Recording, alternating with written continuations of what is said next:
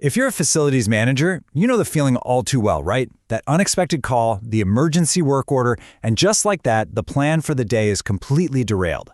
Well, that's the pain of reactive maintenance. Today, we're diving into a practical, data-driven framework to cut that chaos in half. How? By finding your highest risk assets before they fail. Okay, let's get right into it. First things first, let's talk money, because that's where the pain is usually most obvious. The U.S. Department of Energy found that a reactive maintenance job costs 3 to 5 times more than the exact same job if it were planned. Just let that sink in for a second. You're paying a massive premium for urgency every single time. That's budget that could be going somewhere so much more productive. And it's a feeling every FM knows. It's not just about the cost, is it? It's the chaos. It's the burnout on your team. It's that constant feeling of being one step behind, no matter how hard you and your people work. That right there, that is the enemy we're going to defeat today. So here's the goal for this explainer, a 50% reduction in reactive callouts. And the best part? We're going to do it using data you almost certainly already have. No need for new expensive software, no massive capital investment. We're just talking about a smarter way of looking at the information that's right at your fingertips.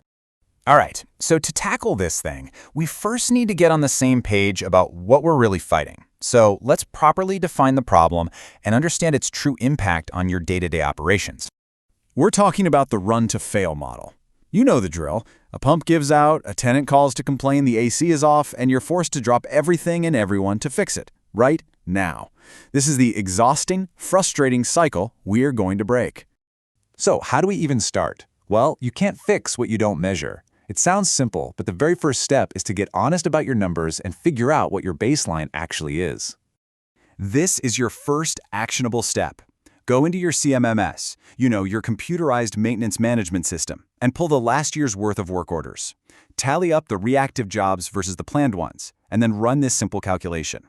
The number you get, that's your starting line. It's your ground zero. Okay, so you have your number. How do you know if it's good or bad? Well, this is where it gets really interesting. According to IFMA, that's the International Facility Management Association, most commercial buildings are running at about 60% reactive. 60.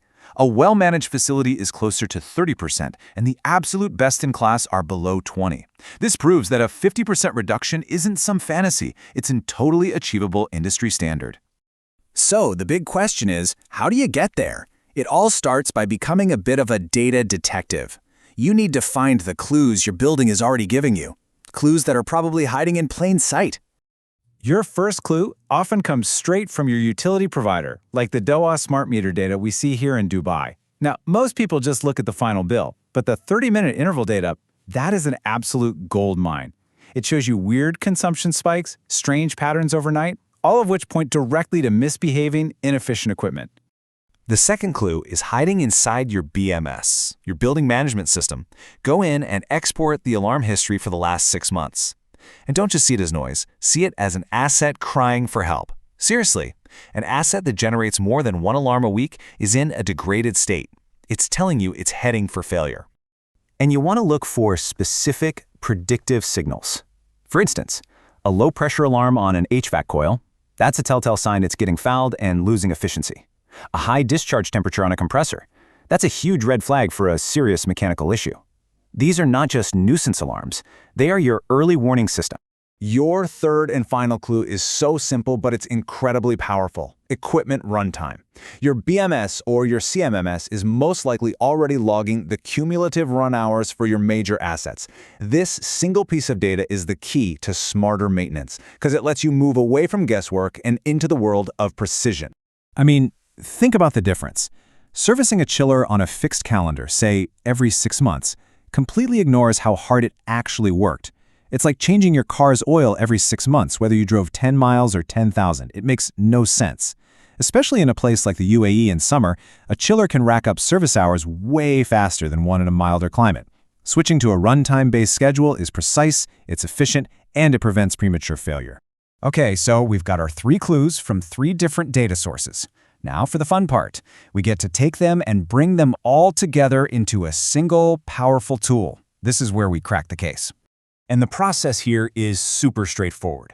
First, list out your critical assets. Then, for each one, you just score it on a simple scale, say 1 to 3, across our 3 data clues: its history of reactive calls, its recent alarm frequency, and its current runtime status.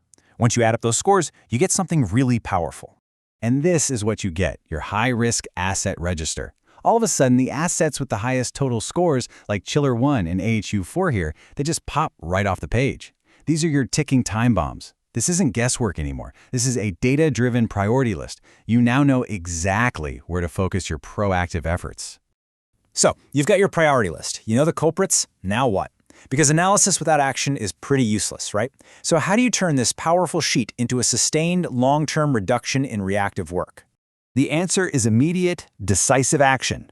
Don't let this analysis sit in a report on some server. No, this week, your job is to schedule proactive inspections and servicing for every single one of your top 10 high-risk assets. Get ahead of that failure curve. And this is absolutely critical. This is not a one-time fix. This is a new process, a new rhythm for your team. You have to make this analysis a quarterly ritual. Rerun the numbers, identify your new top 10, and intervene. If you do this consistently, you create a feedback loop. You track that reactive ratio, and you will physically see it start to fall quarter after quarter.